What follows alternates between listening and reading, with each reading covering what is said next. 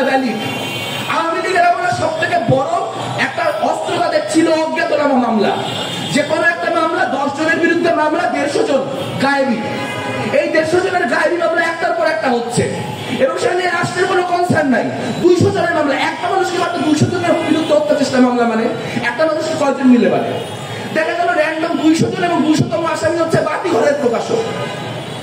মানে এইটা কি একটা ফাইজলামি? মানে এটা গত 11 মাসে কি করছেন আপনারা? এবং যখনই এ ধরনের কথাবার্তা বলা হয় তখনই তারা কি করেন?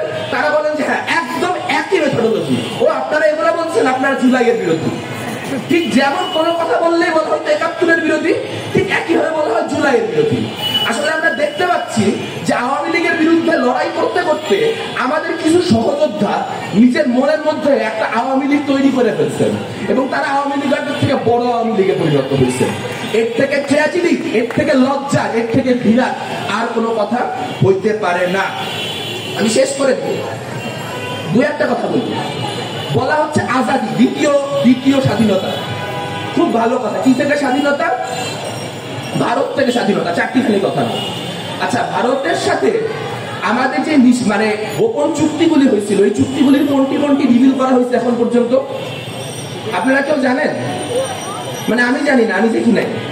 বরং আমি দেখতে পাইছি যে রামপালে যে তাপবিদ্যুৎ কেন্দ্র, সেই তাপবিদ্যুৎ কেন্দ্রের মতো চলতেছে। আদানিকে একবার ফিরায় দিয়ে আবার সোনা বাবা করে ডাইকে নিয়ে আসা হয়েছে। আদানির কাছ থেকে আমরা বিদ্যুৎ নিচ্ছি।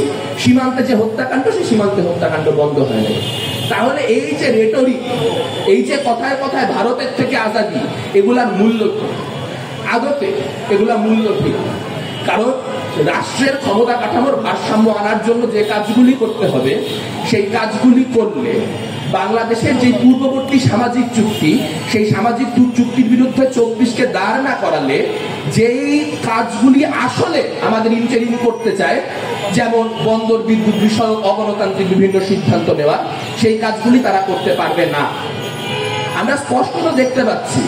সেদিন আমাদের একজন খুব নাম করা চিন্তক ফরহাদ মাজার সাহেবও বলছেন যে জেফরি স্যাক বাংলাদেশের এই 24-এর অভ্যুত্থানের ঘটনাকে যেভাবে ব্যাখ্যা করছেন, তা যাতে সত্য না হয় তা নিশ্চিত করার দায় ডক্টর মোহাম্মদ ইউনূসের।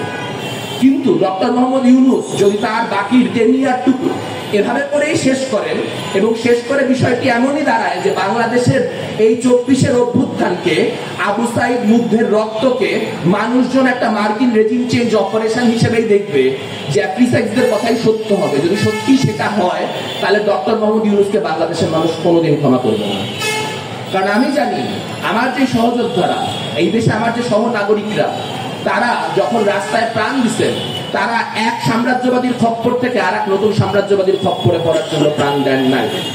আমরা যেমন স্পষ্ট ভাষায় বলতাম যে আমরা পিন্ডির জিনজি ছিন্ন করছি দিল্লির দাসত্ব করার জন্য না, ঠিক একইভাবে বলতে চাই আমরা অন্তত পক্ষে নামটাও আসছে দিল্লির জিনজি ছিন্ন করেছি ওয়াশিংটনের দাসত্বের জন্য।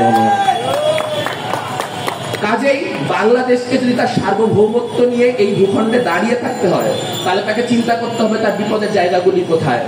আসিয়া ইসলামী ছাত্র শিবিরের এক নেতা, তিনি এসে গণজাগরণ মঞ্চের বিষয়ে বলে গেলেন যে গণজাগরণ মঞ্চ নাকি নবীর বিরুদ্ধে কথা বলার জন্য একটা মঞ্চ ছিল, নবী বিরোধিতা করার মঞ্চ ছিল।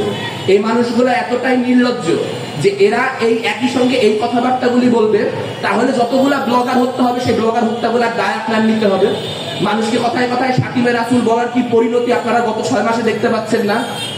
এখানে বাংলাদেশের কি পরিস্থিতি সৃষ্টি হয়েছে সেটা যদি দেখতে পায়ও কোনো রাইট উইং গ্রুপ সেই বাতাসে বাতাস দেয়, তাহলে বুঝতে হবে যে বাংলাদেশের কোনো ভালো তাদের কাম্য না।